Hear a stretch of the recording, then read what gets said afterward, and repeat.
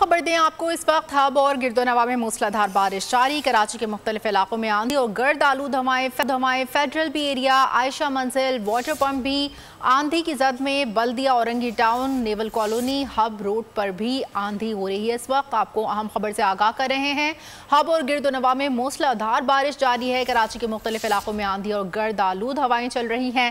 Federal B area, Ayesha मंजिल, water pump पर भी आंधी इस वक्त आ रही है। Baldia, Orangi town, naval colony, Hub road पर भी इस वक्त आंधी आ रही है। अहम खबर से आपको आगाह कर रहे हैं। हब और गिरदोनवा में मूसलाधार बारिश इस वक्त जारी है। कराची के मुख्तलिफ इलाकों में आंधी और गर्द आलूद हवाएं चल रही हैं। फेडरल बी एरिया, आयशा मंजिल, वाटर पंप भी आंधी की जद में है, जबकि Baldia, Orangi town, naval colony, Hub road पर भी आंधी आ रही है। अहम खबर से आपको आगाह कर रहे हैं। आपको इस वक्त खबर दें कि फेडरल बी एरिया, आयशा मंजिल, वाटर पंप इस वक्त आंधी की जद में है।